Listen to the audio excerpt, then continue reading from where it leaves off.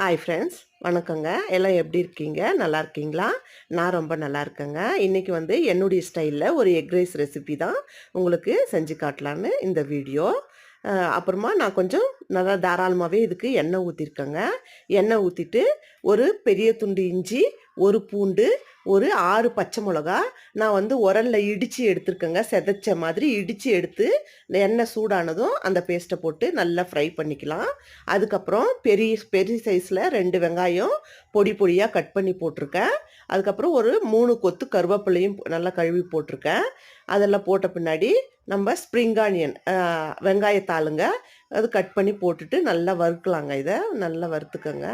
வறுத்தானதும் இப்போ நம்ம மசாலா ஐட்டம்லாம் சேர்த்துக்கலாம். இதில் நான் கொஞ்சம் மிளகாத்தூள் சேர்த்துருக்கேன், கொஞ்சம் மஞ்சத்தூள், கொஞ்சமாக தனியாத்தூள் போட்டேன்.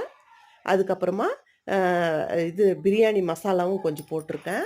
இதுக்கு தேவையான அளவுக்கு உப்பு போட்டுட்டு நல்லா நம்ம ஃப்ரை பண்ணிக்கலாங்க.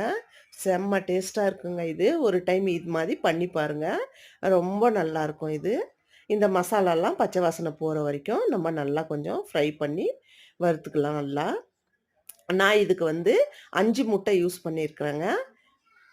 5 முட்டை யூஸ் பண்ணிவிட்டு நான் 4 பேருக்கான ஆகிற அளவுக்கு நான் இதை செஞ்சுருக்கேன். இப்போ பாருங்கள், இந்த மசாலா நல்லா எண்ணெயில் ஃப்ரை ஆனதும் கொஞ்சம் மசாலா அந்த பக்கம் இந்த பக்கம் விலக்கி விட்டுட்டு இந்த 5 முட்டையை ஊற்றிக்கலாம். ஊற்றிட்டு ரொம்பவும் கலர வேண்டாம், சும்மா அப்படி மேலால் கலாரிட்டு என்ன பண்ணலாம், அடுப்பை மீடியம் ஃப்ளேமில் வச்சு ஒரு ஒரு ஒரு நிமிஷம் அளவுக்கு மூடி வைக்கலாங்க. இப்போ மூடி வச்சுட்டு அதுவும் அப்படி தான் ரொம்ப பாருங்கள், ரொம்பவும் எடுத்து உடனே போட்டு கலாரி திருப்பினோம்னா பொடி பொடியாக ஆகிடும். நான் லைட்டாக இது பண்ணி போட்டு நல்லா கலாரிக்கிறேங்க.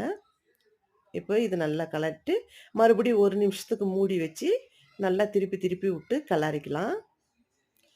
இப்போ நான் 4 பேருக்கு ஆகிற அளவுக்கு ரைஸ் நான் வடித்து வச்சுருக்கேங்க. வடித்து வச்ச ரைஸை போட்டுட்டு நல்லா சிம்மில் வச்சுடுங்க. இப்போ அடுப்பு சிம்மில் வச்சுட்டு நல்லா இதெல்லாம் ஒன்று சேர்ந்தாப்புல கலர்றதுக்கு அதுக்கு முன்னாடி நான் அந்த வெங்காயத்தாள் மீதி வச்சுருந்த கட் பண்ணி அதுவும் போட்டுட்டு என்ன பண்ண போகிறேன், இப்போ அப்படியே மெதுவாக அப்படியே கலாரி எல்லாம் ஒன்று சேர்ந்தாப்படி வரப்படி கலாரி விட்டுட்டு அடுப்பு சிம்மில் வச்சுக்கோங்க.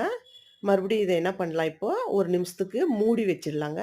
கொஞ்சம் அதெல்லாம் அந்த மசாலாவுடைய ஃப்ளேவரெல்லாம் ரைஸில் பிடிக்கட்டும். கொஞ்சம் நேரம் மூடி வச்சுட்டு மறுபடியும் திறந்து ஒரு வாட்டி கிளறிட்டு நம்ம இப்போ சர்வ் பண்ணிக்கலாங்க. இங்கே பாருங்கள், சூப்பராக எம்மியான டேஸ்டான எக் ரைஸ் ரெடி ஆகிடுச்சு. நீங்களும் வாங்க சாப்பிடுவீங்க. நான் உங்களை இன்னொரு வீடியோ